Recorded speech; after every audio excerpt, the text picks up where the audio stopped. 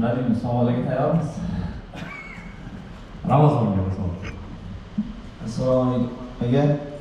Ramazon oyi hammaga muborak bo'lsin. Xudo xolisa, Rasulga aytganlarida bizga savolga tayyormiz inshaalloh.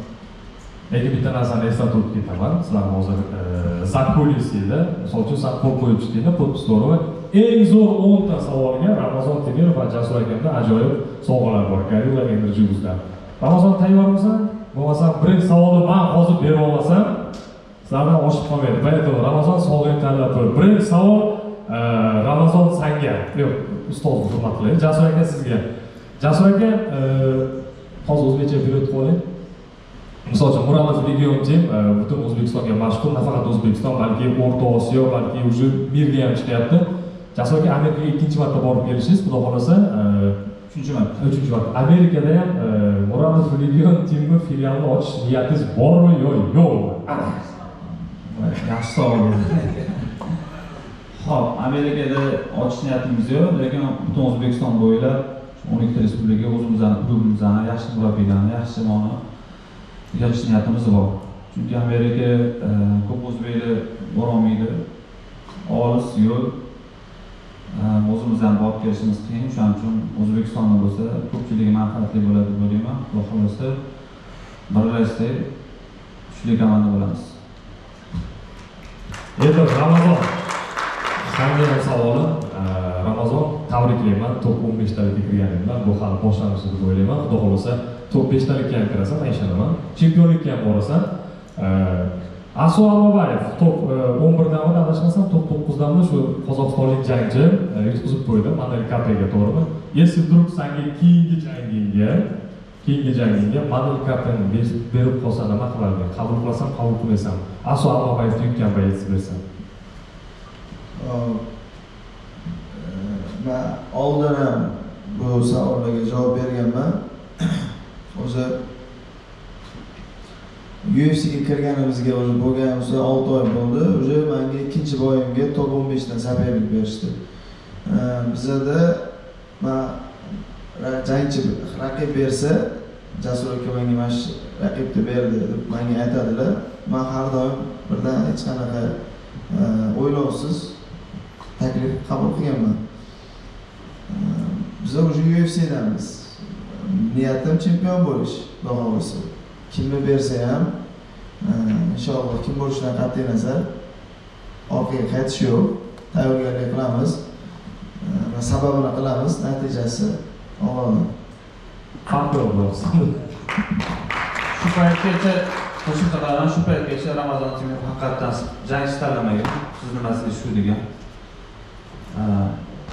UFC'ga chiqish maqsad bo'lsa, UFC chempion bo'lish maqsad bo'lsa, shunchalik o'zini shu yerda ko'ryaptimi sportchi, demak, har qanaqa raqibga tayyor bo'lish kerak. Biz Manel Kapega yetib boramiz. Endi zalga yuz o'giramiz. Qizlarimizga shunday qo'lini ko'tarsalar, qizlarimiz o'zi borib mikrofonni sizlarga beradi. Kimdan savol, kimdan qanaqa bo'lsa, strategiya uyalmasdan beraveramiz. Nagli. Birinchi savol kimda? Ben qo'llar ko'rmayapman, lekin svet ko'zimni nima qilib qo'ydi, asfalt qo'ydi. Bormi ana birinchi savol? Девушка, пожалуйста. Идите, пожалуйста. Mikrofon daydi, пожалуйста. Assalomu alaykum. Savolim Jasur akaga, Ramazon Temirovga o'z xulosangizni aytmoqchiman-da. Jangchilar bo'ladi, misol uchun o'zim fikrim ikki xil, ya'ni talantli, talantsiz bo'ladi misol uchun. Talantlilarni shug'ullantirsangiz, u nima deydi, jangda g'ajib tashlaydi odam misol uchun. Talantsiz odamni shug'ullantirsangiz, shu shug'ullangan narsangizdan chiqmaydi o'sha. O'sha o'zini anavsidan chiqib ketolmaydi. Siz Ramazon Temirovda siz shu narsani qaysi birini ko'rdingiz demoqchiman. Savolingiz uchun rahmat. Ikki xil sportchi bo'ladi, haqiqatan talantli va uch xil bo'lar ekan. Talantli, mehnatkash va dangasa. Talantli sportchi nima bo'ladi? Azingcha o'rgansangiz ham o'zidagi bor qobiliyatni chiqarib bera oladi. Bu xulosa bu hislat Ramazon Temirovda bor. Mehnatkash sportchi bu ham bor. Sportchilar bor, talanti yo'q, lekin sabr qiladi, mehnat qiladi, vaqt soati bilan erishgan sportchilar juda ko'p-da. Tez olmaydi, lekin maqsad sari intiladi. Intilish kerak, maqsad sari mehnat qilish kerak. Bir xil talantli sportchilar bor, Ramazon Temirovdan ham kuchli sportchilar bor. Ko'rganmiz, o'zim tajribamdan kelib chiqib, vaqtinchalik yo'lda ular. Misol uchun chiqadi, chempion O'zbekiston bo'ladi, jahon chempionatiga chiqadi, yutadi, bosh qiladi. Ular trenirovka qilmasdan ham yutadi, borku bilmayman. Lekin tez voz kechib tez tashlab yuboradi. Nimagaki osonlikcha erishgan narsa osonlikcha voz kechish osonda. Mehnat qilib, sabr qilib yutsa ham oyoqqa turib oldinga yuragan sportchi u har doim o'zining mehnatining qadriga yetadi. Shu ikkita narsa Ramazon Temirovda bor. Uchinchisi endi dangasalar dili fotosessiya uchun keladi yoki publikatsiya uchun kelgan sportchilar ham bor. Davom etamiz. U yonroqda beraman. O'rtada. Sizlarga ham bor. Bular hammasi savoli bor, o'sha o'tiribdi. Assalomu alaykum. Uzr ozroq tamom kelib, xo'p. Jasur akaga savol. Shogirdlaringiz shuncha yil mehnatdan keyin Ramazon akadek natijaga erishganda o'zi rahmat aytsa ko'proq zavq beradimi yoki ota-onasi yo atrofdagilar rahmat aytsa ko'proq sizga zavq beradimi? Shu savolga bitta sadaqat bor lekin. Eslab qo'yinglar. Bo'ldi aka, siz eslab qo'ying. Mana bu ketdi o'sha. Har bitta g'alaba menga qattiq zavq beradi. Nimagaki buni ortida juda qattiq mehnat o'tadi, nafaqat sportchini, komandani, murabbiyni. Lekin ota-onasidan ham eshitilgan rahmat, mehnatingiz rozilik bo'ling degan narsa ko'proq menimcha xursand qiladi bizani. Rahmat. Rahmat. Ramazon akaga ham lekin bu savol sal uzunroq. Birinchi MMA sportiga shug'ullanishni boshlaganingizda necha yoshda edingiz? MMA'ga birinchi kirib kelib shug'ullangan necha yoshda deyapsiz aka hozir? 16 yoshimda. Professionalga yetishishni boshlaganimda. Shug'ullanib gapiring. Professional tarzda shug'ullanib pul topishni boshlaganingizda o'sha o'z birinchi bu jangimda men o'sha pul uchun urushganman. Chunki pul kerak bo'lgan urushganman, chiqqanman har bitta o'yinda. Unda ham shu sopernik chiqqanida sopernik tanlaganman. Faqat so'raganmiz. Bir necha pul beradi deganman. Bu o'sha jangcha bo'lib ketib borib urushib kelganman Xitoyda. Keyin mana bu 10 yil shug'ullanasiz yo pul topmasdan 10 yil yoki ko'proq vaqt shug'ullanasiz keyin atrofdagilarda sizga savol bermoqchi mumkin-da. Misol uchun katta bo'lganingda o'sha bu sportdan pul topolmasang boshqa joyga o'zingni urishing kerak yo boshqa joydan pul topishni o'ylashing kerak deganda sizga qo'shimcha narsaga shug'ullanish hayolingizga kelganmi yo o'zi sportchilarga bir bilan kerakmi yo kerak emasmi? Nada kerak. Menda bo'lgan o'zi faqat men o'zi hayotimni shu sportga bag'ishlaganimda o'qishga ham kirmadim. Keyinchalik o'sha shu sport orqali rezultatlarga erishganimdan keyin o'qishimni qildim, boshqa ishlarimni qildim. Bu hammasi sport orqasidan. Sport boshida qiynalib trenirovka qilgan vaqtlarim menda savol bo'lardi har doim ertaga sportim o'xshamay qolsa nima qilaman? O'sha qo'limdan hech qanaqa ish kelmaydi. Borib kimnidir ishini qilishim kerak yoki shu og'ir mehnat qilishim kerak. Shunaqa savollar juda ham ko'p kelib o'zimga o'zim bo'lardi. Ular bilan o'sha harakat qilib, kurashib bitta narsa o'sha o'zimni anaqamdan, maqsadimdan to'xtab qolishim kerak emas. Bu sharoitdan chiqib ketish uchun ham chempion bo'lishim kerak degan maqsad bo'lardi.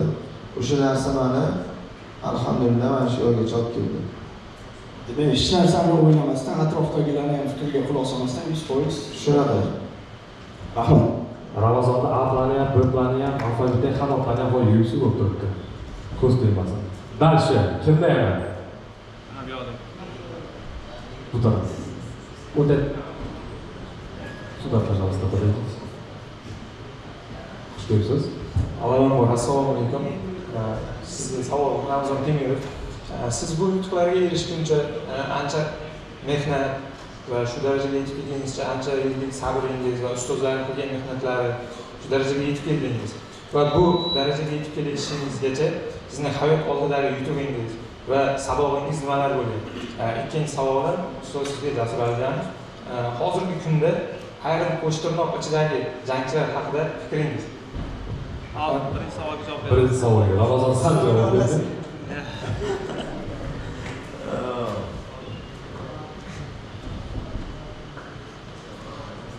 nima dedi o'zi savol?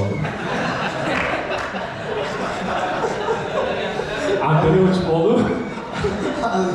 Ozgina. Yo'q, ikkinchi savol sal qo'ydi. Haqiqatdan qo'shtirma o'sha degan Ramazonni xayr sanaz aniqlay ketdi. Merkuriy. Birinchi savolga javob bera olaylik. Ming bo'lsa yana boshqa iltimos sizdan. Sizning bu darajaga yetishingizgacha bo'lgan hayot oldidagi saboqlaringiz va yutuqingiz, qaysi yutuqlaringizdan saboq olgansiz va bu yutuqlarga erishishingizgacha bo'lgan yo'qotishlaringiz nimadan iborat bo'lgan?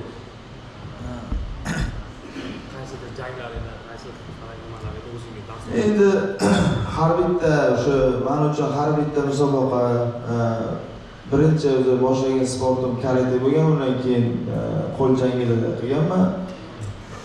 O'sha har bitta janglar, har bitta yutqizilgan musobaqalar, har bitta narsa menga bu o'sha yana ham kuchli bo'lishga, xatolarimni to'g'rilashga menga anaqa bo'lardi.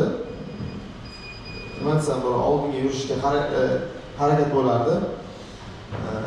Endi hayot davomida juda ham ko'p har xil qanaqadir voqealar, yiqilishlar, turishlar, och qolishlar, har xil vaziyatlar bo'lgan va hammasiga eng yechim bu sabr.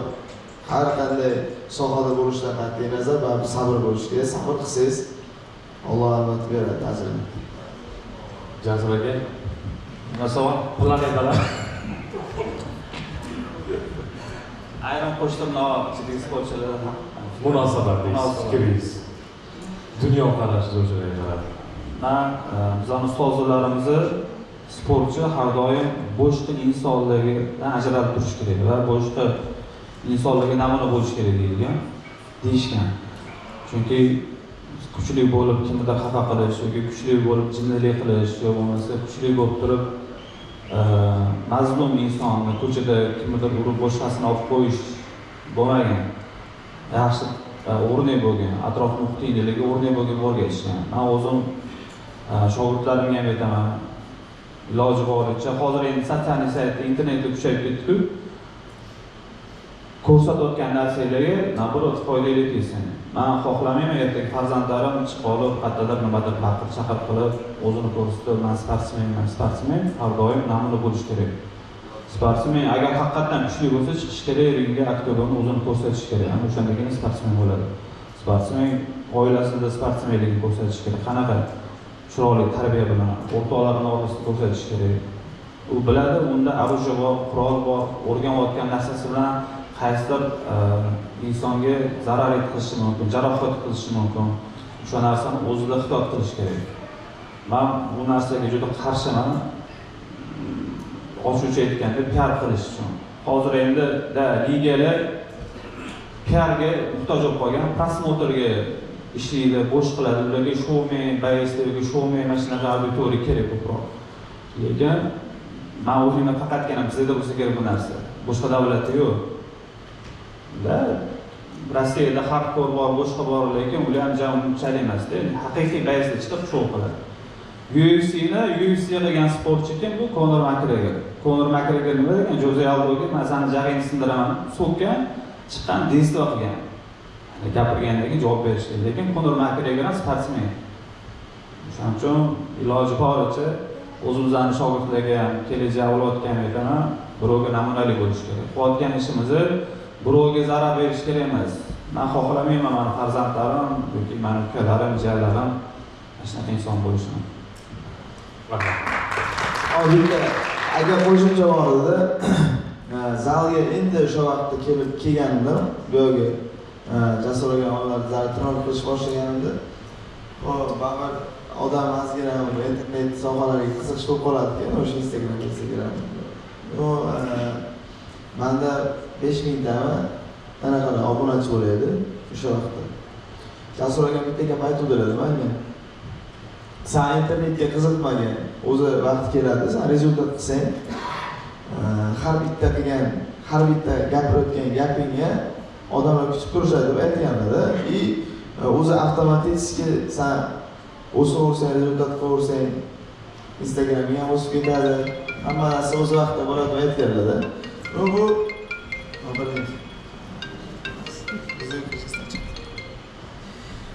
Bu o'sha hayot davomida men ko'rdim, haqiqatan ham shu rezultat qildik. Internetga unaqa qiziqishlar bo'lmadi, alhamdulillah hamma narsa o'z joyiga ketdi-da. Aytmoqchi bo'lganim bu internetda vaqtinchalik narsa, hammasi odam baribir inson bo'lib, har bitta qiladigan narsasiga e'tiborli bo'lish kerak sportchilar.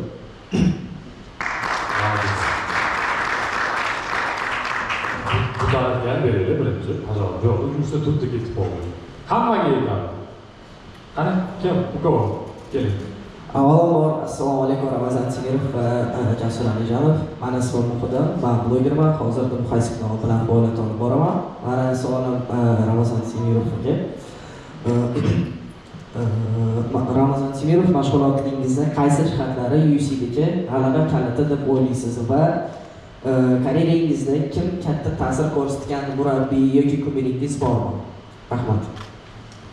Yaxshi savol.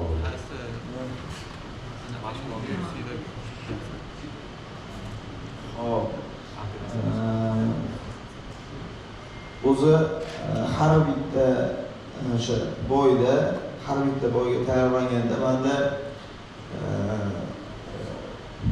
bo'yga nisbatan o'sha jiddiyroq qarayman. Xo'p, bu jangimda ham xuddi shunaqa vaziyatlar bo'ldi. Jasur akam bilan o'sha 1,5 oy tayyorlandik, birga edik.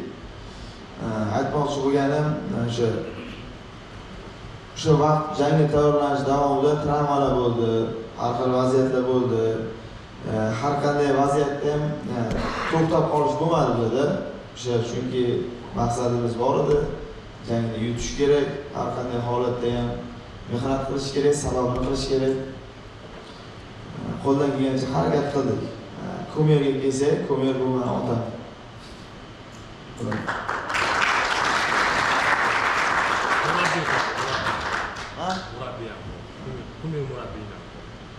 Ko'mir murabbiy. Meni murabbiyimda ikkita, Jasur aka, Muzaffar aka.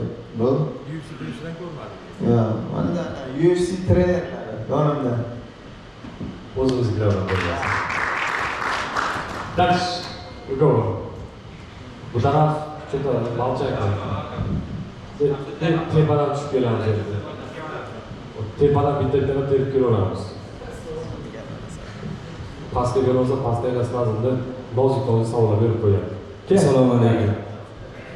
Hop, savolim kelavergan bor. Birinchi Jasur aka Alijonovga. O'zimning farzandlarim bor, kichkina katta bo'lyapti. Xudo xohlasa shu farzandingiz katta bo'lsa, farzandingiz MMA sohasida ko'rasizmi yo boshqa yo'nalish taklif qilgan bo'larsiz? Abdukarim o'zi ustozi. O'zim farzandim bor, lekin sportchining yo'li juda og'ir, mashaqqatli. Men xohlamagan bo'lardim. O'zim farzandim nimaga va ota-ona o'zini farzandiga hech qanaqa qiyinchilik xohlamaydi-yu, lekin o'ziga tashlaymiz, nima xohlasa. O'zi lekin xohlaydi MMA jangchisi bo'lishini. Bilmadim, hozir kurash bilan shug'ullanadi, lekin kurash bilan Ramazon Temirovga, Azizbekga, qolgan boshqa sportchilarga, ustozlarga qiziqadi.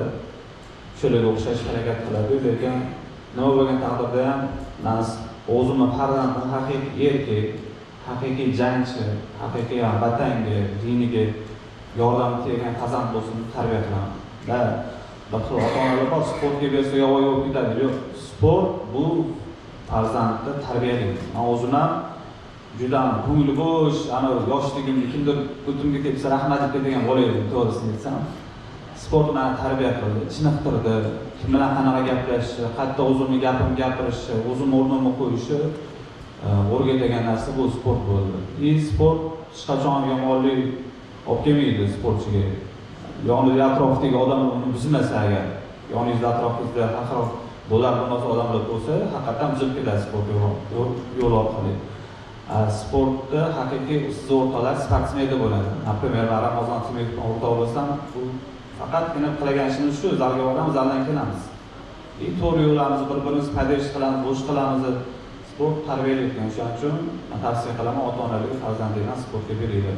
Endi dallashim o'zi tanlaydi qaysi yo'lga ketishi, o'qish, biznes, boshqa degan обязательно har bitta sportchiga o'qish kerak deb o'ylayman. Qarshimasman. O'ziga o'zi qo'ydiradi. Ramazon Timurovdan savolim bor. Inson hayotda nimadir turtki beradi, nimadir sababchi bo'ladi, qanaqa motivatsiya olishga yoki mag'lubiyat yoki g'alaba.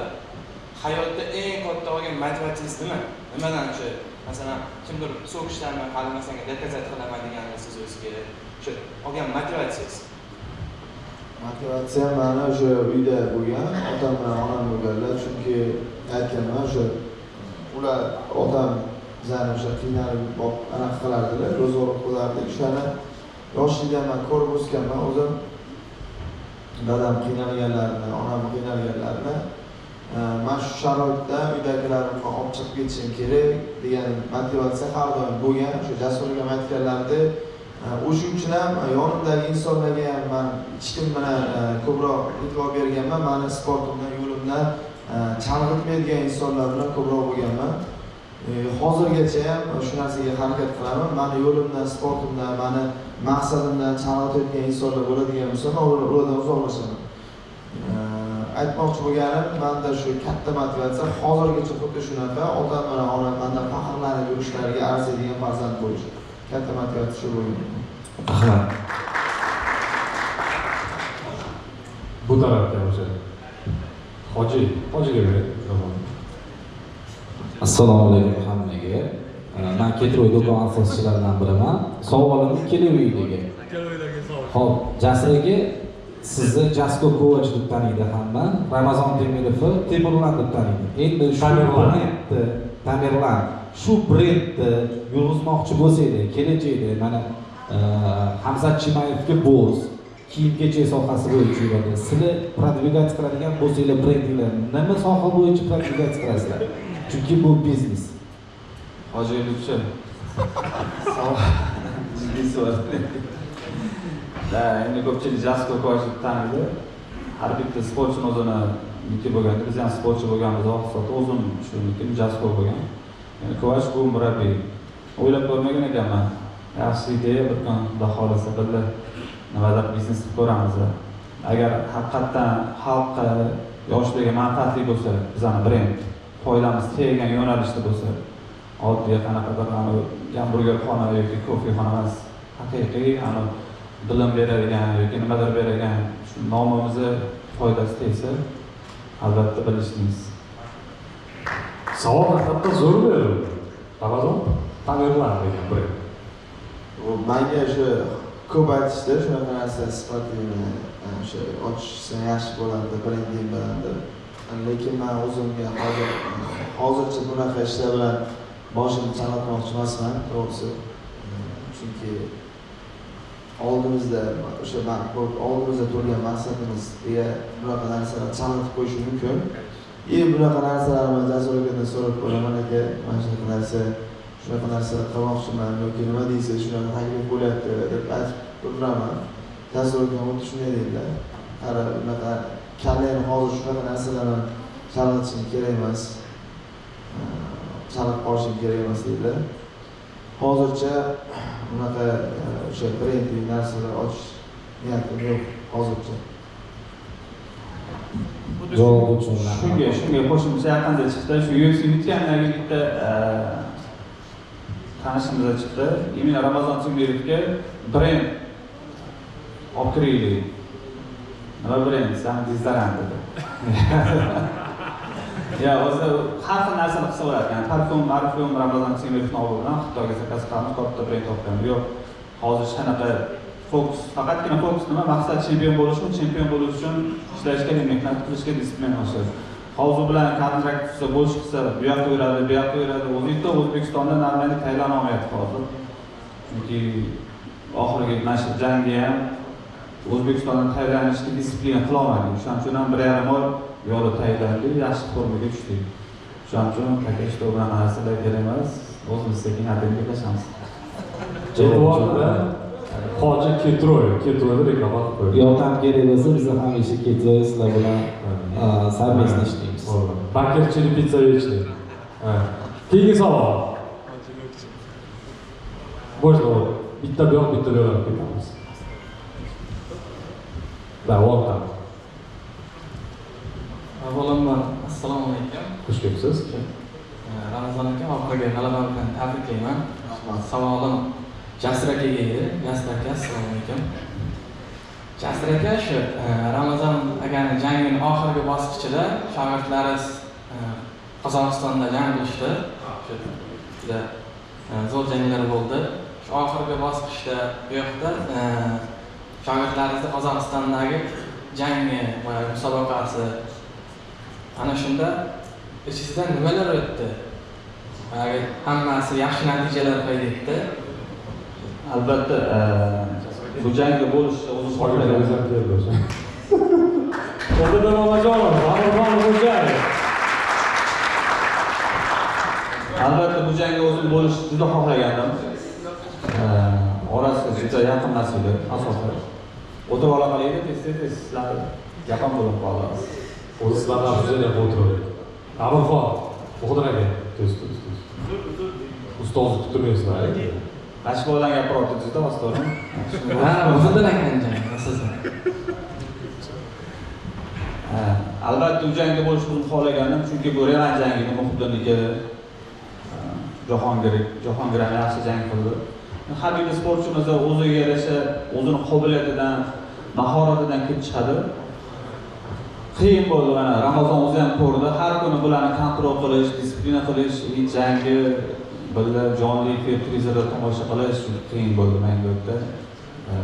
Lekin UFC baribir har bir sportchimizning maqsadi bularni o'qish maqsadi UFC, o'shaning uchun Ramazon Temirov birinchi mana bolalarimga, shogirdlarimga aytaman, sizlar xafa bo'lmaydi. Men bittaman, sizlar yuztasizlar. Men maksimal harakat qilaman, hammaga e'tibor berishga. Lekin kim yaqinroq shu bizning maqsadimiz sari Ramazon bo'lsa, o'sha Ramazon bilan hozir ishlaymiz. Ramazon orqasida mana nechta bolalarimiz qo'ldan kelganicha kontender servisga gaplashamiz, RFga gaplashamiz, asli boshqa yo'l ochadi. Kimdir yo'l ochib berish kerak. O'sha bilan misol uchun biri shu talqin qilsa, qolganlar o'zi ko'radi.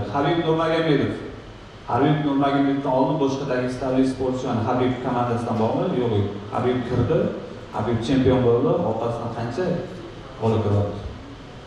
O'shanga yarasha o'qityapti, tajriba olyapti, yo'l bo'lyapti. O'zini Ramazon o'zini yuborib oktagonga borganimda vaqt qisqaydi, uspet qila olmasdim. Bu yoqqa kelish qadri to'xtasiga to'xtasdi. Rahmat sizlarga.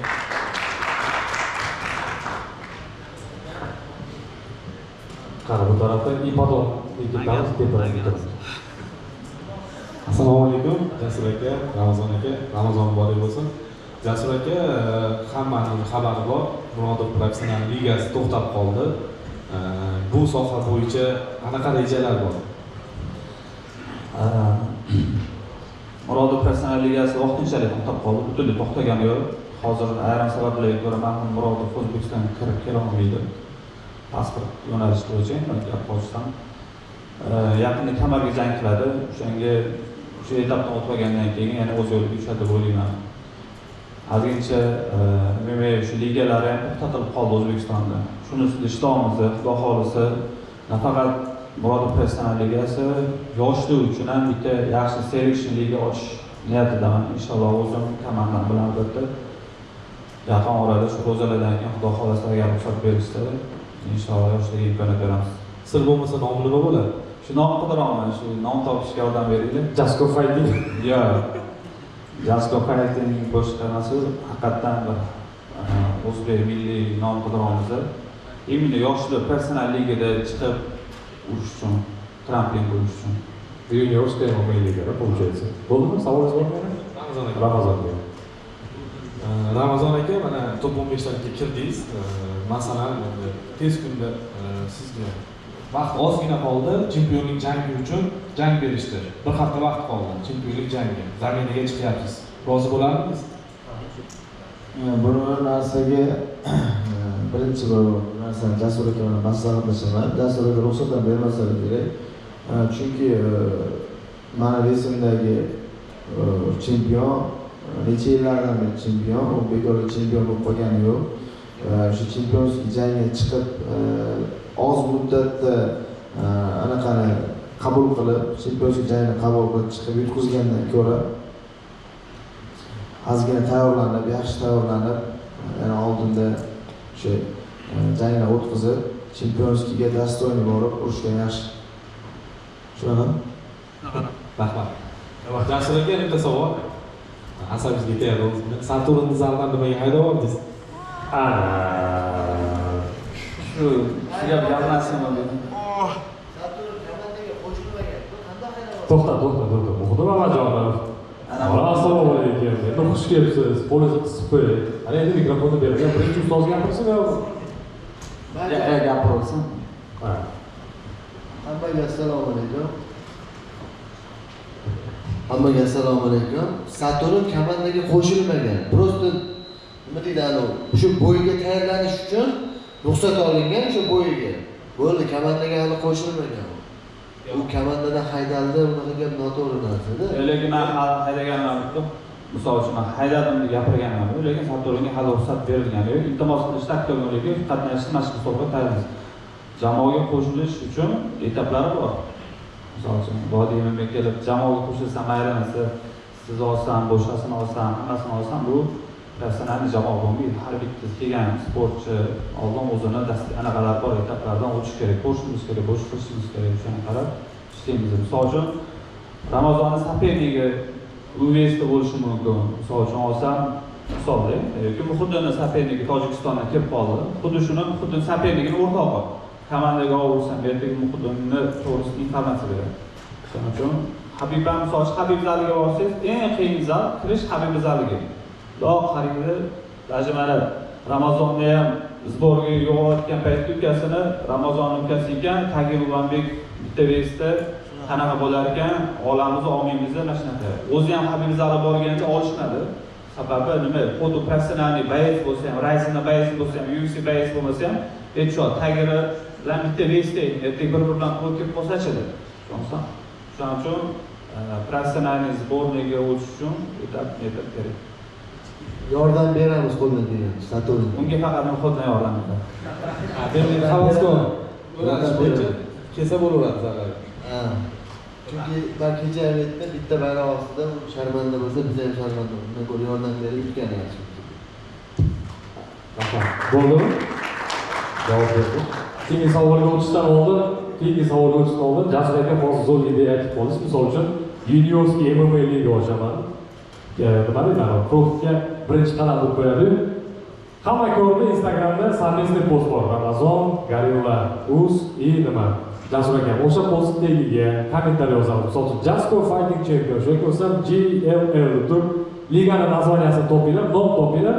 Endi Jasur aka o'sha nomni yoqtirib tanlab o'shani olsa, misol uchun ligaga o'sha nomni qo'yaman desa, Gorilla endi o'zidan juda qimmatbaho sovg'asi bor ekan.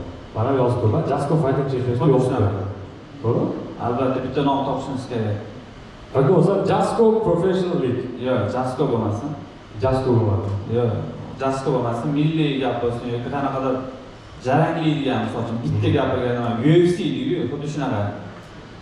O'zlarga zadaniya. Shunday qilamiz, postdagi yozamiz. UFCmi, GFCmi deb bitta yozamiz. Kimga tanlasangiz, mana shu tanlovni menga aytasiz. So'z qiymat sovg'ani olaydigan ish bilan borib Nima sovg'a oldindan aytib o'sha qizg'aroq bo'ladi. Katta sovg'ami? Narxi $5000 dan $10,000gacha. Narxi $1000gacha bo'lgan sovg'a. Qarab turadi. Garilla Energy'dan $1000 sovg'a kim shu ligaga yaxshi nom topib bersa, tanlab olamiz. Bu post chiqadi. Jaranglaydigan millicha Jasur akaga yoqadi. Shu ketdik bo'lmadi. Keyingi savol. Ine o mashina bitta o'xshaydi, biroq savol berdi hozir. Kim qani qatta? Assalomu alaykum, ustoz. Ramazon aka O'zbekistonda shu tarixida 5 ta eng yaxshi jangchi o'z fikringiz bo'lsa agar. Top 5 ta. Ha, top 5 ta. O'zbekistondagi eng kuchli MMA jangchilar top 5 ketdi. Shunga Jasurga bersin. Yo'q, sendan so'rading. Ramazon javob bersa odam ajrashib qolib qoladi, Jasur aka javob bersa unaqa bo'lmaydi. Top 5 ta o'zi bilan top 5 ta mana hozir holatda bilsam, misol uchun eng kuchli MMA jangchisi. Birinchi Qaysi vazirlik? Farqi yo'qmi? Farqi yo'q. Hozirgi vaqtda. O'zbekistonda to'g'rimi? O'zbekistonda Hozirgi vaqtda. hozirgi vaqtda Ramazon Temirov top 15 ta, Bogdan Gustov top 15 ta, Mahmud Murodov, Nursulton Ro'zibarov Brazil. Ramazon nima bo'lsa, Belarus bo'ladi. Belarus. Men endi hisobimda mana o'zimizdan ko'zimizda aytaman. Qolgan sportchilar hammasi top, bizning o'zbek sportchilarimiz top, xabar bo'lishmasin, lekin hozirgi eng top yaxshi ligaga tushayotgan sportchilarni tan olaman. Rahmat. Ramazon san to'ping bormi? Jasur akam ketaveradimi? Jasur akam bergan top 5 talik ketaveradimi? Yo san aytib berasan tan. Top 5 tada qanaqa jangchilar? Yo'q, men hozir ayta olmayman, chunki men o'zim bilaman. Bu narsa trener bilan aytgan yaxshi bo'ladi. Bo'lmadi. Keyingi savol. Bu tarafdan bitta olaylik. Setonizda bitta olaylik. Bitta. So'zga javob beraveradi. Ketdi. Chap taraf, chap qanotdan savol kelyapti. Xush kelibsiz. Assalomu alaykum. Ko'pchilik mashhur jangchilar aytadi, jangdan oldin jismoniy tayyorgarlikdan ko'ra ruhiy tayyorgarlik ustunroq bo'lishi kerak deydi. Bu borada siz fikringiz qanaqa? Undan tashqari o'zingiz shu jangdan oldin psixologik jihatdan qandaydir tayyorgarlik ko'rasizmi, alohida metodlarni? Ramazon. Xo'p, bu haqiqatan ham juda jang vaqtida, jangga tayyorlanayotgan vaqtda anaqa kerak bo'ladi, psixologik tayyor bo'lish kerak. Hech qanaqa narsalarni o'ylamaslik kerak, faqat tayyor bo'lib, trenirovka qilish, uxlash, ovqatlanish va o'sha jang bo'ladi. Xo'p, bizda ham xuddi shunaqa vaqt moment bo'ladi. Agar manda qanaqadir o'sha psixologik manda O'zbekistonda agar bo'lsam, bu narsaga tayyorlanishdan ozgina qiyinroq bo'ladi. Chunki meni u yoqqa, bu yoqqa chaqirishlar, har xil problemalar, har xil narsalar, arzimagan narsalar ham o'sha boshingizga ta'sir qiladi. Fikrlashingiz, o'ylaysiz, buni nima qilishim kerak, buni qilishim kerak degan narsalar bo'ladi. O'shuning uchun ham biz tayyorgarlik ko'rish uchun Amerikaga ketdik. Bu yoqda hech narsani o'ylamaysiz, faqat o'sha Jasur akam o'zlari yonimda har kuni uxlayman, trenirovka qilaman. Har kuni disiplina bilan anaqa qilaman, hech narsani o'sha o'ylashlar, unaqa o'ylovlar, hech qanaqa narsalar bo'lmadi. Har bitta sportchi uchun juda ham bu narsa kerak. U mana psixologически bo'yiga tayyorlanish kerak.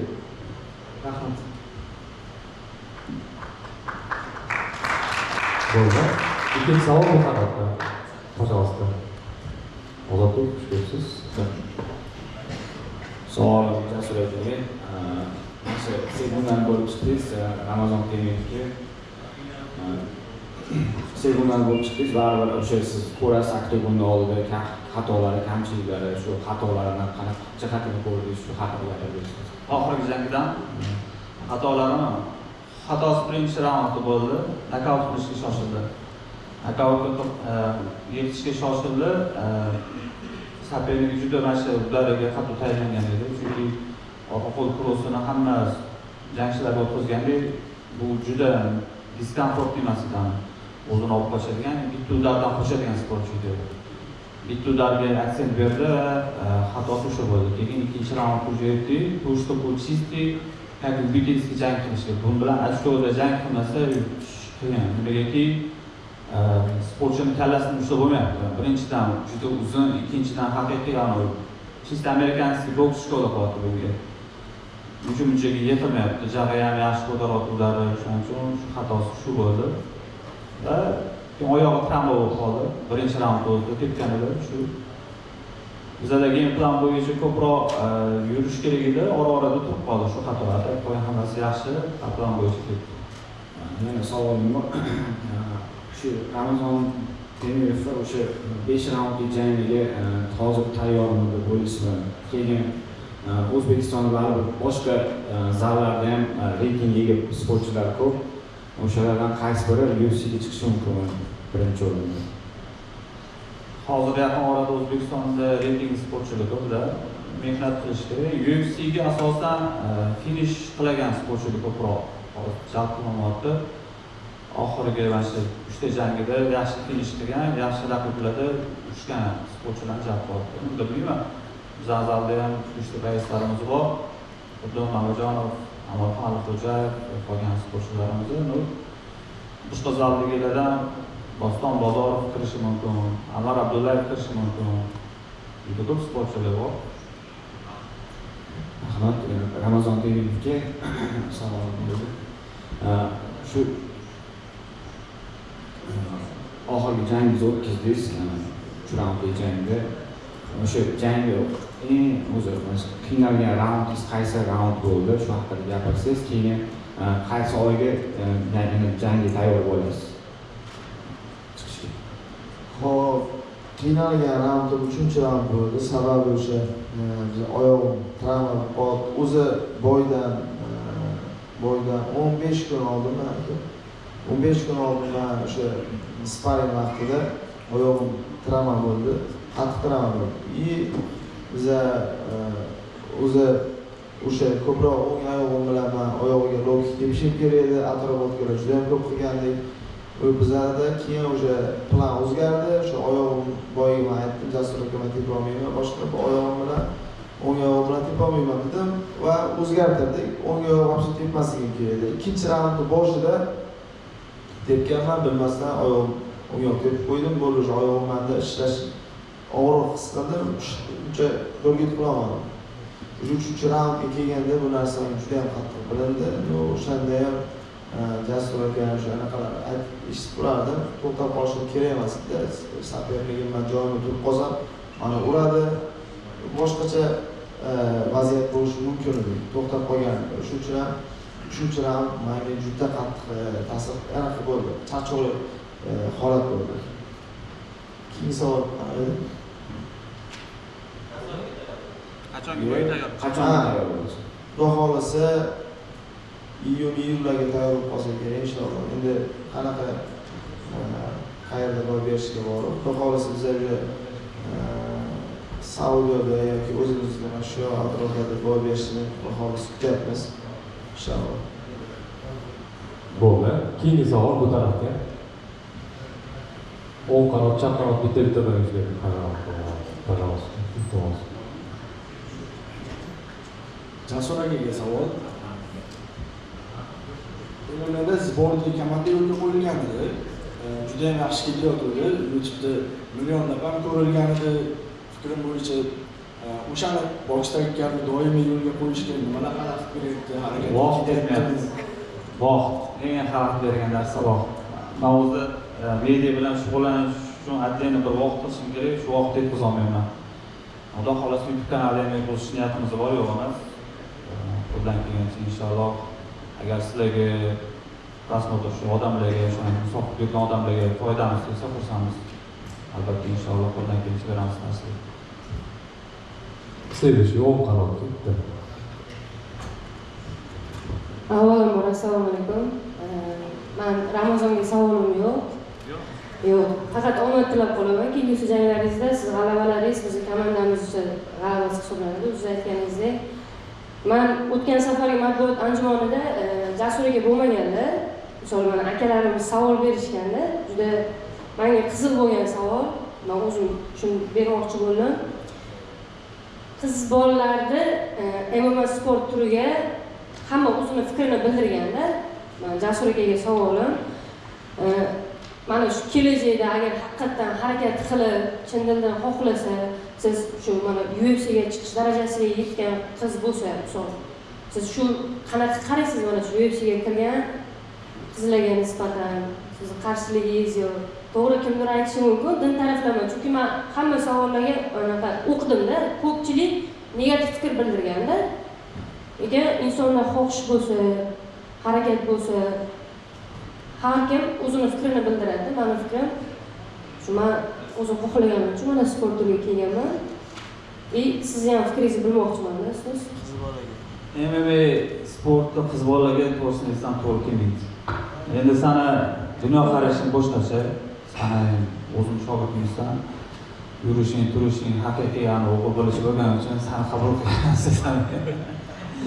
Chunki qiz bola bilan ishlash qiyin. Chunki nimaga aytaman, harbiy mavzumda ancha yildan beri praktikamda qiz bola desa bo'ladi. O'zgaruvchan-da. Tushunish qiyin, tabiatdan tushunish qiyin. baribir birovni xasmi, birovni egasi bor ochuvchi aytganda qiz bola ertaga teggan. Shuncha bolani ichida tirnoqqa qilib, bo'shqa qilib, ertaga u qiz bolaga qanaqadir bizani zaldiy bolalardan boshqacha ko'z bilan qarasa yoki u qiz bolaning fikri o'zgarib qolsa, ertaga bizga katta minus bo'ladi. Biz ham o'zbekchiligimizni to'g'ri kelmaydi deb o'ylayman, lekin maslahat bermagan bo'lardim. Endi sen o'zingni yo'ling, sen yo'ling boshqacha. Nima deyman, senga omad. Misol, to'g'ri aka, men siz ham shu fikrda aytdingiz. Men qarshiligim yo'q. To'g'ri, hamma o'zini fikrini bildiradi deb aytganingiz. Mana ustoz ham shu gapni aytibdilar, lekin harakat qilsa, chiqsa harakat qilsa bo'ladi, albatta bo'lmaydi emas. Mana o'zimizda ham juda qizlarimiz bor, olimpiada chempion bo'lgan, yaxshi bo'yinliklar bor. Birinchi o'rinda maqsad iroda. Iroda mustahkam bo'lishi kerak ayol kishida. Irodasi mustahkam, lekin nima xohlayotgan haqiqatdan nimalarga erishish, nimalardan ketish kerak. Shuni ketish kerak hamma narsadan, tamom. O'shandagina natija bo'ladi. Jasur aka ham qiladi ko'rdingmi? Qarshiman deb turib, senga omad olib chiqaman deb qo'ydi. Keyingisi bo'ldi, marhamat, javobini olding. Bu tarafdan. O'nta boshqa sekin bitta tarqataveramiz. Agar masalan savollarni beraveramiz. Faqat test. Avvalambor assalomu alaykum. Savolim Ramazon aka tegadi. Hozirda UFC'da jang olib borib, yaxshi gonorar olyapsiz. Savolim quyidagicha: Ramazon Temirovni MMA sport turidagi birinchi jangidan olgan gonorari qancha va uni nimaga sarflagansiz? $100 bo'lgan birinchi gonorar. Birinchi gonorar $100 bo'lgan.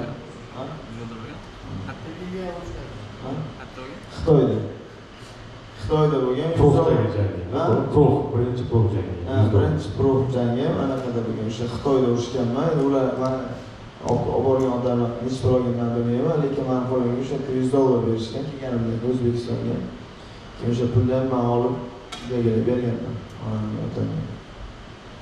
Rahmat. Keyingi savolim Jasur akaga.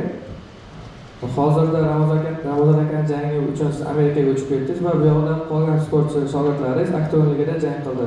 Trener sifatida har doim ham sportchisini, shogirdini yonida oktagonda turish qiyin. Bu sizga qanchalik qiyin va bunga yechim sifatida qanday yo'l tutasiz? Trener sifatida. Bunga yechim juda yo'q. Boya so'z savol bo'ldi-ku, lekin nima bo'ladi? Maksimal misol uchun mana bola Tailandda maksimal yo'li bilan bir xil zalda nablюдение kameralar bor, nablюдение qildi.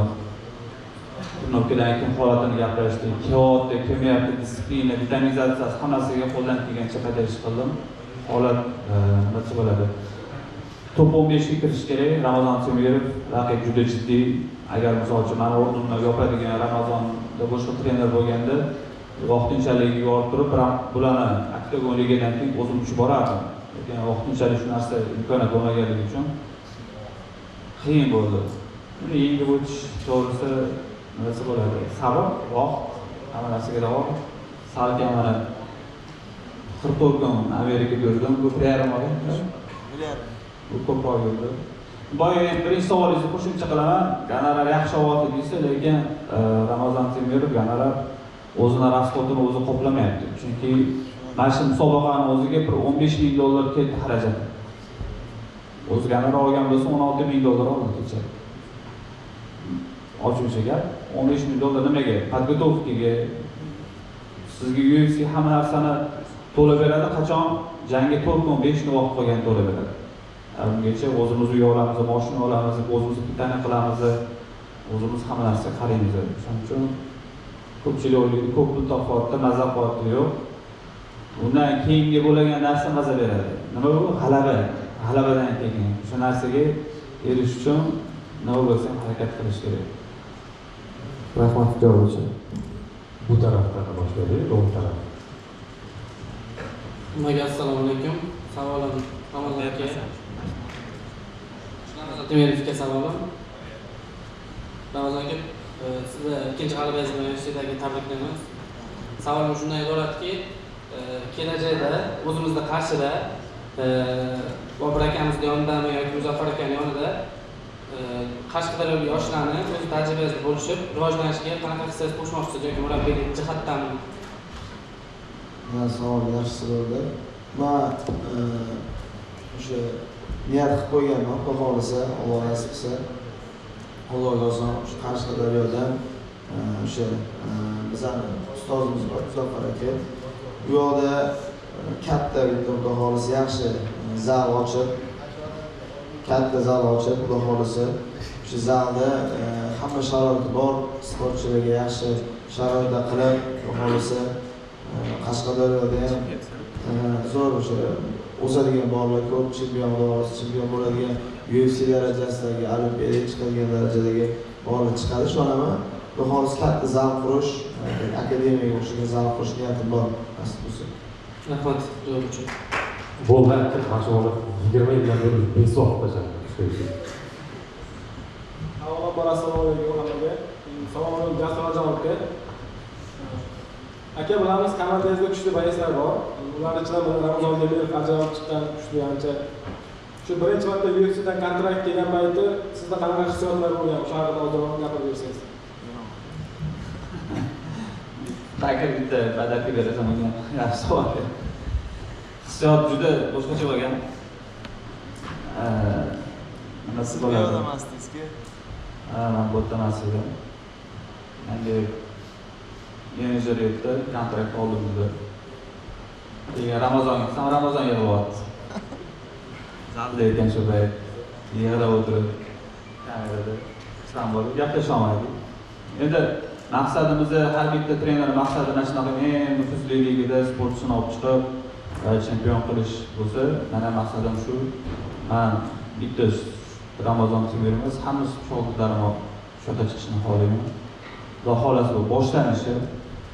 Inshaalloh har bitta sportchi UFC'da o'zini o'rnini ko'rsata oladi. Bunga ishonaman. Shunisi ishlaymiz. Birlashish kerak. Har doim aytaman, komandali bolalarga birlashish kerak. O'zbekiston yoshlari bir-biriga har doim podдержка qilish kerak. Men Qozog'istonlik sportchilarni ko'raman, Qirg'izistonlik sportchilarni ko'raman, juda qattiq ahil birlashadi. Havasim keladi. Shuning uchun O'zbekistonlik faqat internetda bo'lib qolgan hozirgi paytda. Naborot podдержка qilinglar.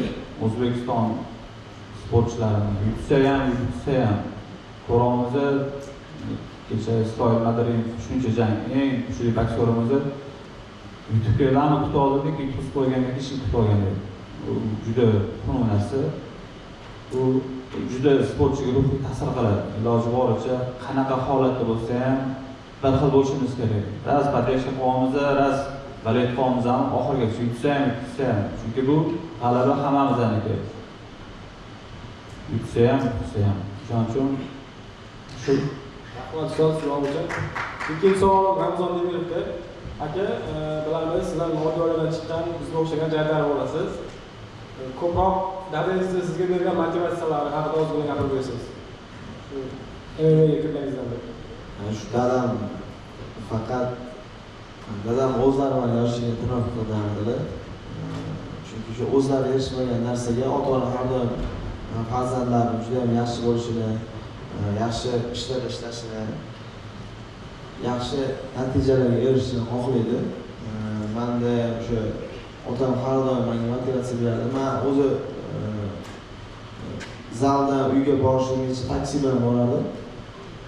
Men uydagilardan yoshligimda uydagilardan pul olganman. Chunki dadam ishlaganini qo'ymaganlar meni. Men aytganman, dadam ishlab ham turnirga qilaman deb aytganimda ham otam yo'q o'g'lim, men qaysidir vaziyatgacha o'zim sponsorlik qilaman, men qo'limdan kelgancha.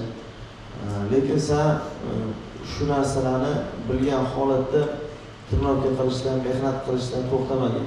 Chempion bo'lsang, menda hammasi chiqib ketadi, bu qiynalganlarim. Deb aytgan o'sha narsa menga hozirgacha motivatsiya bo'ladi. Bittaki bu yo'lga zalga kelganimda ham xuddi shunaqa Jasur kelgan shu savol aka, men ishlab turnirga qilaman deganda, agar ishlab turnirga qilsang, sen harakat qilolmaysan, disiplina qilolmaysan deganda, keyin zaldan trener bo'lib ishlaganman. Rahmat javob uchun. O meni chaqaloq bo'ldi. Ikkinchi kun emas, hozir birinchi kundan nima qo'yaylik? Кто там? Chaqaloqda raz, 2, 3, 3 qo'yaylik, keyin maqul ketamiz, хорошо? Avvalambor assalomu alaykum. Ramazon aka, Jasur aka, g'alaba bilan tabriklayman. Birinchi savolim Ramazon akaga. bilamizki o'sha yoshligingizda shug'ullanishligi o'sha darajada qattiq disiplinalar sabab bo'lgan va o'sha o'zida sportga bo'lgan muhabbati sabab bo'lgan. Agar tasavvur qiling, mana shu motivatsiya, ya'ni o'sha disiplina bo'lmaganda o'sha bugungi kungacha mana shu muvaffaqiyatlarga erisha olarmidi deb o'ylaysizmi yoki boshqacha bo'larmidi? Boshqacha bo'larmidi bularsiz? Men o'ylayman, bilmadim. Hozir agar otamda o'sha qattiq ushlamaganlari, yaxshi anaqa qilmaganlari, mani vaqtida trenirovkaga kelishimga, vaqtida uyga qo'yib kelishimga dadam menga soat vaqt belgilab bergandilar. O'sha vaqtdan chiqib ketmasligim kerak. Agar bunaqa o'sha qattiq qo'lli bo'lmaganda balkim men bu yerga chiqmagan bo'lardim. Javob uchun rahmat. Ikkinchi savol bilan bilamizki o'sha trenerlik qilish uchun, ya'ni o'sha yoshlarga yordam berish uchun o'zingizda o'sha MMA faoliyat tugatgansiz. Hozirgi kunga kelib o'sha shogirdlaringiz katta ligada jang qilishmoqda. Hozirgi kunga kelib o'sha vaqtida qilgan qarorim to'g'ri bo'lgan ekan deb ayta olasizmi yoki o'sha qilgan qaroringizdan afsuslanasizmi? Yo'q, albatta afsuslanmayman. Chunki o'zim yo'nalishimni topdim deb o'ylayman. O'z yoshligimda sportchi bo'lgandim, bolalarga lab ushlab, trenerimga ham qarashaverardim. O'zimga yoqardi shu ish. Yo'q, yo'nalish yo'q, yo'nalishga. Men oxiri shu trenerlik faoliyatimni davom ettirdim. Chunki bizda paytda juda bunaqa MMA rivojlanmagan edi. MMA ham 2020-yilda kirib keldi bizga. Ofitsialniy. Hech kim hech qanaqa chiqishga ruxsat berilmagan, bunaqa bu sharoit bo'lmagan. Agar hozirgi sharoit bo'lganda o'sha paytda sportchi bo'lib qolgan bo'lardim. Lekin sharoit bo'lmaganligi uchun murabbiy bo'lib men erishmagan narsaga shogirdlarim erishadi. Shu orqali o'zimni misol uchun karyeramni davom ettiraman deb o'zim maqsad qo'yganman. Alhamdulillah mana sekin erishamiz, afsuslanmayman bundan. Javob uchun rahmat. Bo'ldi. Endi yana bu tarafga beramiz. Agdi. Verda, хорошо. Jasuraga oldin boksdan tushgan, boksiga o'sha yurgan, men janglarni hammasini ko'rganman. Xush kelibsiz. Assalomu alaykum hammaga. Yaqinroq mikrofon, yaqinroq qattiqroq. Assalomu alaykum hammaga. Yaxshi keldinglar. Savolim Ramazonga.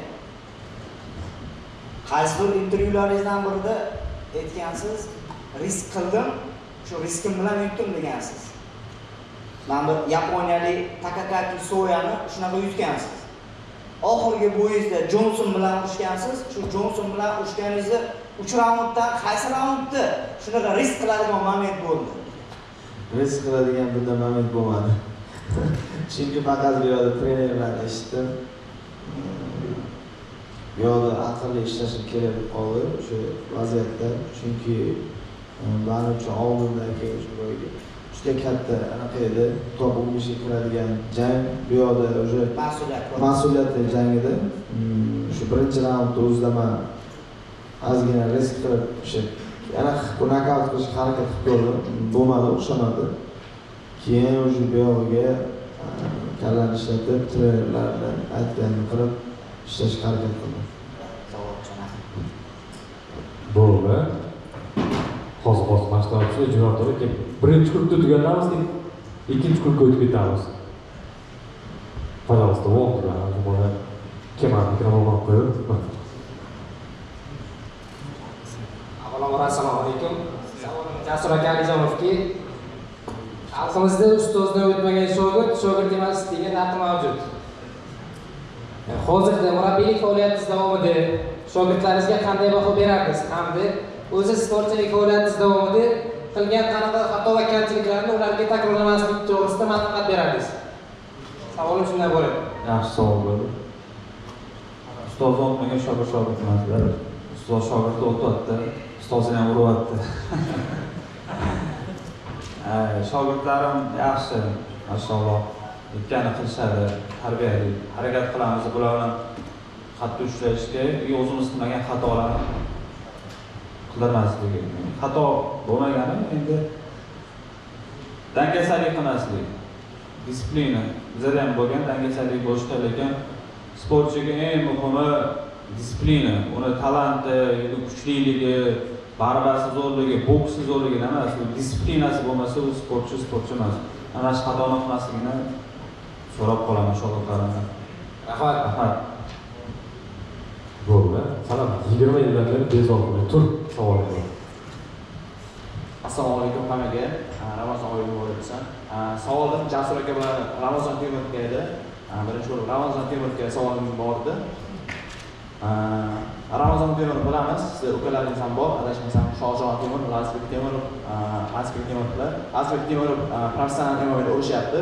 Va keyingi ikki ukalaringiz Lazizbek Temurov bilan Shohjon Temurov bilan professional MMA'da jangda ko'ramizmi? Shohjahonni xudo xohlasa o'sha professional bo'ylab xudo xohlasa olib chiqamiz. Ozgina havaskorda optlarni oshirib jang qiladi. Keyin Lazizbek o'shni o'zi uchun taraqqi qiladi. Jasur akaga savolim bor edi. Hozir Abullayev va Mahliyoba qo'shimcharoq ayollar haqida savol berdi. Endi qo'shimcharoq qilmoqchiligim o'z MMA qizlariga sal e'tibor sal kamroq. Shu MMA'ni boshlab bergan UFC jangchisi, birinchi MMA ayol jangchisi Liliya Shakirova UFC'ga kirib MMA'ni boshlab kelgandi. Va shuni davomchisi, ya'ni o'z MMA qizlarining yosh sportchilarida kim davomchisi bo'ladi deb o'ylaysiz? Ya'ni UFC'gacha bora oladi taxmin. UFC'ga borgan qizlar hali menimcha kam bizada yo'q, bizda ham bo'ladi. Mahliyo hali nima deydi? Pishish kerak, ancha pishish kerak, tayyorlanish kerak, bo'sh qilish kerak. Misol uchun Mahliyoga UFC'dan bo'y bergan bo'lsa, ertaga ham natija qila olmaydi.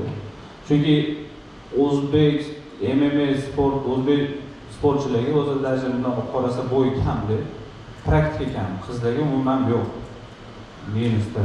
Unda eblab ketyapti, mana misol uchun xuddi Lavot holda boshqa sportchilar oktagonda o'tib jang qilyapti, lekin bizda o'zi sportchi ko'p-da. Tasavvur qiling, 1000 ta sportchi bor, o'shalardan 10 tasi yoki sanoqlisi aktivni qolganlar hammasi bo'y tutyapti, boshqa qilyapti. Bizda yaxshi menejer kerak bizga O'zbekistonga. Keyin undan keyin sekin-sekin qizlar ham xudo xolos ko'payib qoladi, ikki ham qoladi. Ana harakat qilmasa yaxshi bo'lib qoladi.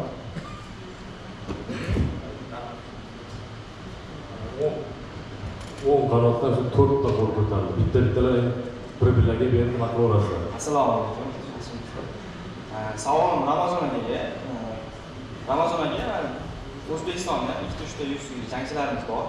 Ular bilan munosabatlaringiz qanaqa? Birgalikda mashg'ulot ko'rasizmi yoki qanaqa aloqalaringiz bor? Shu to'g'risida ma'lumot bersangiz. Misol uchun Bogdanovga yoki Uzboyevlar. Assalomu alaykum. Aloqalarimiz yaxshi, hammasi, lekin ular boshqa joyda taraqqi qiladi. O'zbekistonga ko'rishib qolsak yoki u yoqda ko'rishib qolsak, hammasi bilan yaxshi aloqadamiz, yaxshi munosabatlarimiz. Xudo xohlasa, endi ularni taraqqi qiladigan joylar boshqa joydan, Nursulton Ro'ziboyevniki ham Amerikaga borganda boshqa joyda, boshqa shtatda taraqqi qiladi, Bogdanovga Rossiyada, biz ham O'zbekistonda, Amerikaga borsak boshqa shtatda qilamiz. Rahmat. Keyingi savolim Jasur akaga edi.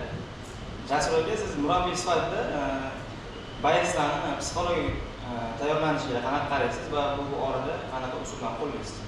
Psixologiya bo'yicha to'g'risini aytsam, bunaqa zo'r o'qimaganman, lekin iloji boricha jangga motivatsiya yaxshi berishga harakat qilamiz, lekin birinchi o'rinda sportchiga bilaman nima kerakligini, disiplina, boya o'tganimizda disiplinani ichida hamma narsa bor. Psixologiya ham bor, nastroy ham bor, podgotovka ham bor, rejim ham bor.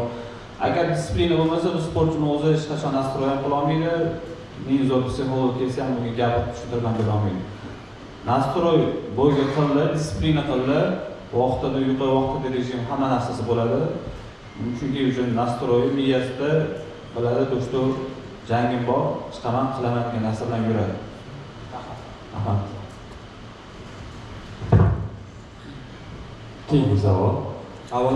Avvalambor assalomu alaykum. Ramazon aka, Jasur aka. Savolim Ramazon akaga. Aka, top 15 ga kirganingiz bilan tabriklaymiz. Xudo xolasa harakat qilyapsiz. Top 10, top 5, top 3 ga kirsangiz, xudo xolasa yaxshi niyat. Danovoy tomonidan sizga kamar jang beriladi. Albatta kamar, bu pantojada bilasizlar. Agar o'sha bilan jang berilsa, mashg'ulot jarayonida qaysi o'sha jangchisi bilan sparring olib borgan bo'lardingiz va uning aqliy va jismoniy salohiyatini aytib o'ting. Yaxshi savol berdi. Savol Padarka beradi. Padarka beradi. Endi savolga javob ber. Hop. Xudo xolisa shu aytganingizdek mana 15 ga kirdik. Alloh xohlasa niyat qilganimiz Alloh yetkazdi. Yana xudo xolasa yaxshi ikkita jang chempionskiy boyga ham xudo xolasa chiqib boramiz. Mehnat qilamiz. Xudo xolasa biza ko'proq o'sha Amerikada tromka qilyapmiz. U Pantojani bilaman. Pantoja ko'proq jitseru. Bizada shu jangimda ham menga bizning menejerimiz bor, Yuray Feber. U jujitsudan qarab berdi, yana chempion beradi buni. Mana shu jangimda ham ancha yordam berdi. Individualning o'zi menga o'sha xatolarim ustida, ошибкаларim ustida ishladik. Xudo xolasa bu yoqda Amerikada yaxshi sparring partnerlar bor, Yadong bor, yana 4 ta 5 ta o'zi UFC boyslar ko'p. Mana UFC top boysda u yoqda 4 ta 5 ta yaxshi bolalar bor. Ular bilan sparring qildik. Endi xudo xolasa chempionskiy jangi bo'lsa, Jasur aka bilan o'zlari endi o'sha qanaqa kim bilan sparring qilaman, nima qilaman, hamma narsani o'zlari kontrol qiladilar. No bu janglardan ko'ra chempionskiy janglarga yana ham kuchliroq bo'lib, o'sha xatolar ustida ishlaymiz. Rahmat aka. Savolim Jasur akaga. Hozirgi kunda, ya'ni UFC miqyosidagi siz yoqtirgan jang, qayta-qayta ko'radigan jangingiz bu Habib bilan Konordan tashqari. Topuria, Ilya Topuria, Holloway. Rahmat aka. Yaxshi savol. Avvalambor assalomu alaykum hammaga. Ramazon muborak bo'lsin. Savolim Jasur aka bilan Ramazon aka ikkalasiga birda savol bermoqchiman. Shu Jasur aka, Ramazon aka, shu ikkalangizdan shu sport qilib ketgan vaqtingizda qanaqadir to'siqlar bo'ladi? Biz juda yaxshi bilamiz, bu sportda yozilmagan qonun desa ham bo'ladi. Qanaqadir bir to'sqinliklar boshqa sportchilar tomonidan bo'ladi. Bu ikkalangizda ham bo'lgan va buni qanday yengib o'tgansizlar? Men 1999-yil sportni boshlaganman. Yo'g'ayim Bekzod sababchi bo'lgan. To'sqinlik nima bo'ladi? To'sqinlik travma bo'ladi. Menda asosan uyimdagilar onam aytardi, sen bir o'yinlar yetib qolasan, bormagin deyishardi. Olib borardi, lekin murabbiy kelib, Akbar akam o'zingizga olib ketishardi uyimdan. Mana shu bolangizdan bir nima chiqadi, mana shu bolangizni olmasin deb olib ketishardi. Shu birinchi oyga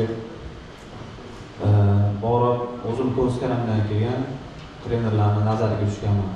Shu Jasur Ramazon aka shu to'sqinliklarda qanaqa har xil vaziyatlar, har xil bo'ladi. Qarama-qarshiliklar. Ulardan hammasiga shu bitta yechim to'xtab qolish kerak emas. Faqat harakatdan to'xtamaganman, oldinga harakat qilganman.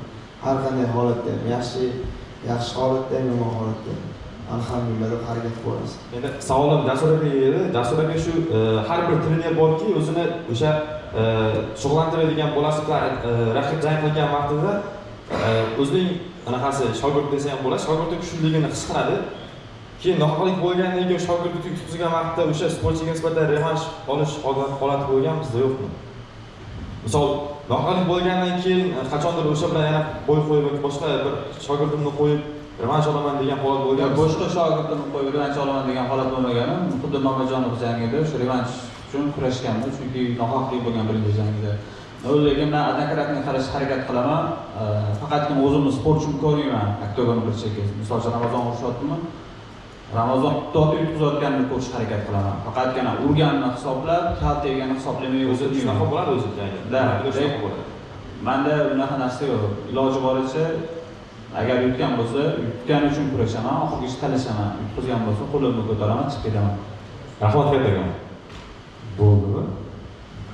Yana bolajonga ham savoli bor edi.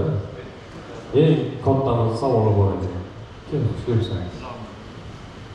Assalomu alaykum. Mani Ramazon akaga savolim bor edi. Siz yoshligingizda yutqizganingizda miyangizda o'ylaganmisiz? Bo'ldimi, endi sportni tark etaman deb. Sen miyangizda o'ylaganmisiz shekilli? Shu bolachaga savol beramiz bitta. Bu savol. Yaxshi savol berdi, mana siz. Yoshligimda yutqizganimda yo'q, unaqa narsa bo'lmagan. Chunki Dadamdan qo'rqardim-da. O'sha uchun dadam har bitta jangda shu yutishga harakat qilardim. Yutqizib qo'ysam, dadam uyga kelganimda keyin yana ham mehnat qildiradi, trenirovka qildiradi dedi. Keyingi musobaqaga tayyorlantiradi. Shu uchun tashlab ketish xayolda bo'lmagan o'sha yerda. Ko'rding, miyangdan chiqaveradi. Yutqizsa to'xtatib qo'yaman degan. To'xtab qolmang.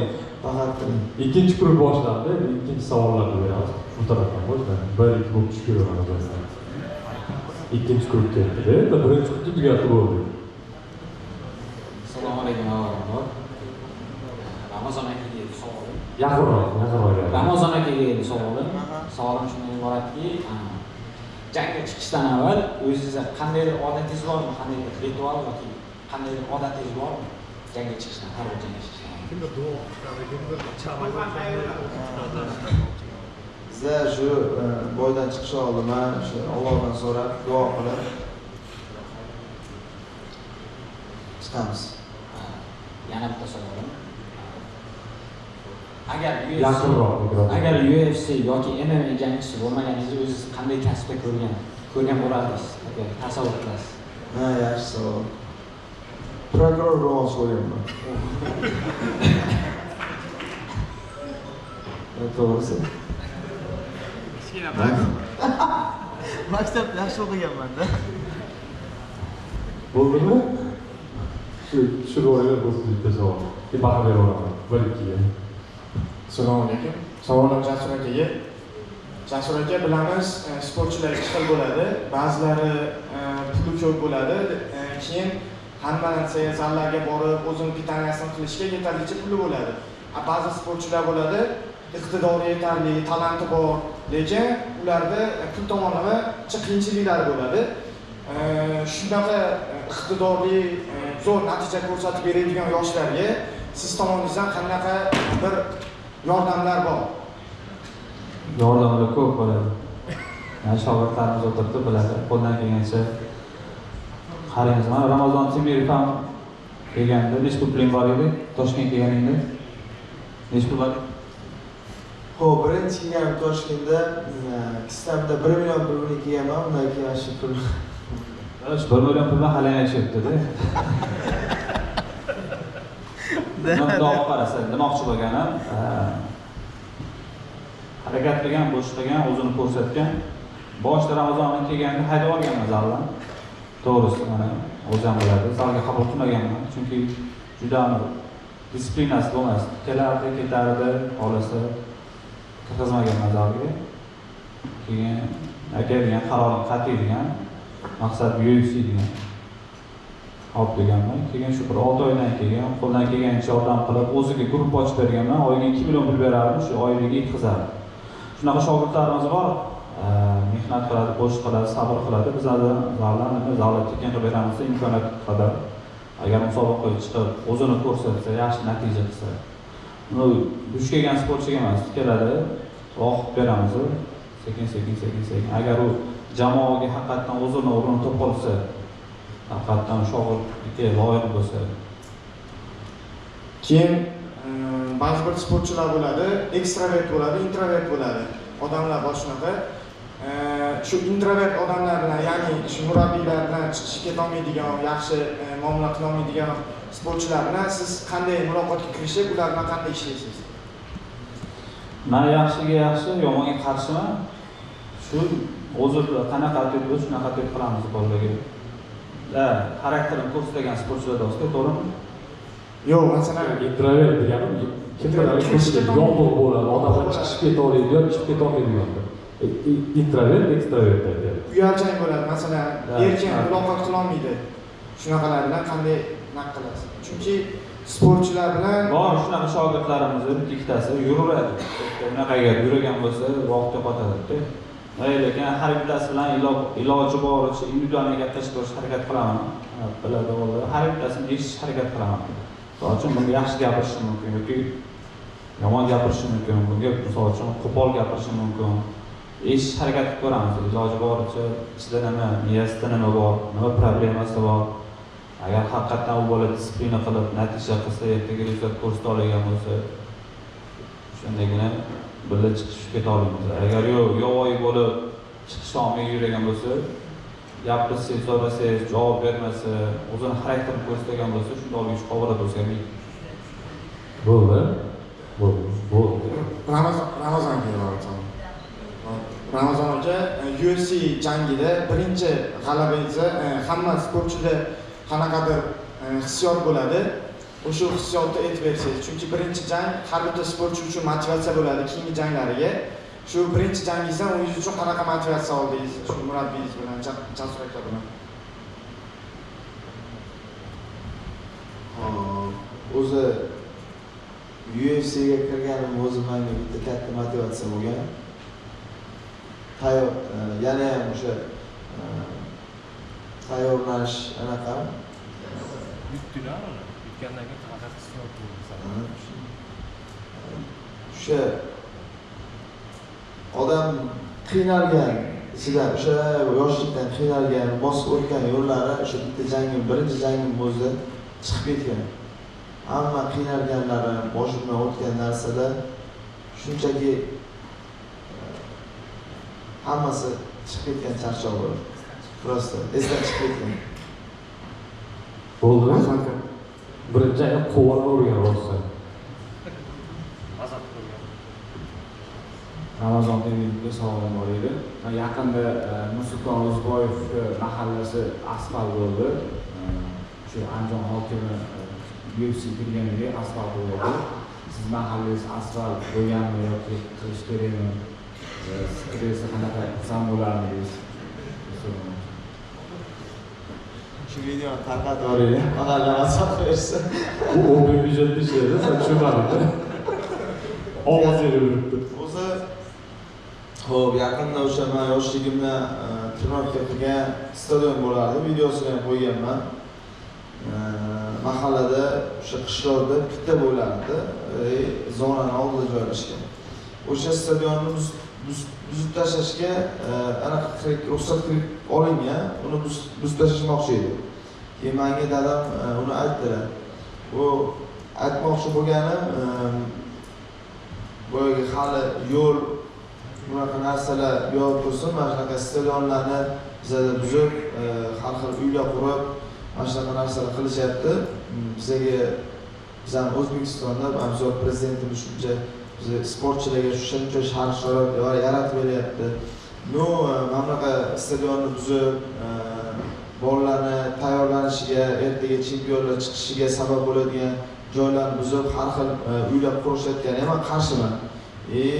O'sha xohlardimki, o'sha stadionni ham chiroyli qilib, yaxshilab ta'mirlab berib, o'sha mahalladagi o'sha aytganingizdek asfaltlarni to'g'rilab, bizaga men o'zimga bu narsa katta motivatsiya bo'ladi-da, to'g'risi. Men o'zimizni misol o'sha hokimdan uy so'ramayman o'zim uchun yoki boshqa narsa so'ramayman.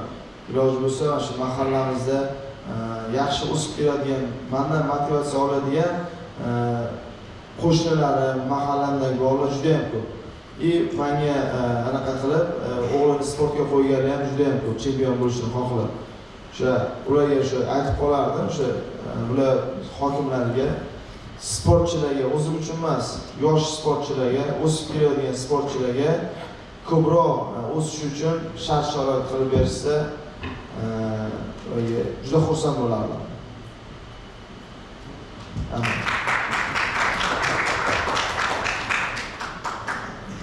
Yana bir bor, assalomu alaykum. Ramazon Simirov va Jasur Alijonov misolini kelayotganiga Conor McGregorning zo'r gapi bor, trash talksiz UFC bu UFC emas degan. Shu gapga sizlar qanaqa munosabatdasizlar va haqiqatan ham UFCda trash talk katta rol o'ynaydimi? Nafaqat UFC hamma ligada trash talk rol o'ynayapti. Chunki auditoriya prosmotrga katta narsa bo'lishi kerak. Conor McGregor disto qiladi, chiqadi, sindiraman dedim, sindiradi. Bo'lsa, shunaqa trash talk qiladigan sportchilar bo'lsa, yo'q demayman, lekin disto qilsin, gapiga javob bersin.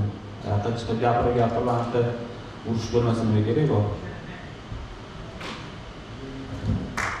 Nima deysiz? Hop, menda ham xuddi shu anaqa javob. To'g'risi, meni o'zimga oladigan bo'lsa, men xohlayman har bitta shunaqa jang qilishni xohlayman. O'sha jangim odamlarga anaqa bo'lsin. Nima deydi? juda yoqsin, o'sha jangimdan maza qilishsin. U chiqib men seni o'ldiraman, men seni yoraman, unaqa har xil narsa qilishni men o'zimga xohlamayman. Musulmonchilik tarafdan to'g'ri kelmaydi. Misol oladigan bo'lsak, Habib Islom Makhachev. To'g'ri, hozir misol Islom Makhachev bilan masalan jangda bunaqa qilaman aytadi. Bu hozir bundan oldingi anaqalar Habiblar boshqalar unaqa demagan. Bu mendan xuddi shunaqa, tag'i xohlayman unaqa masalan menga ko'p aytishgan shunaqa deb, masalan o'ldiraman, masalan so'yaman deb aytsang, tirishtok yaxshiroq bo'ladi deb aytishgan. Men uni xohlamayman. Shu yaxshiroq, chiroyliroq jang qilsam, shu janglarim o'zi ko'tarilib tirishtok bo'lishini xohlayman. Bo'ldi. Keyingi savol. Mana. O't. Ikkitasi, uchtasi turib, mayli. Tepa, keyin pastga ikkitaga beramiz. Assalomu alaykum. Bu savolim Ramazon Temirga. Ramazon aka, UFC'da ikkita jang ko'rsatdingiz, ikkita yorqin g'alaba. Va bitta ikkita jangdan keyin poyezdga bo'ladi. Bu borada Dubayda Usama Majidovning shogirdi Yoqubbek Furqadagi Yoqubov ham UFC yaqin turibdi-da. Endi yaqin kelajakda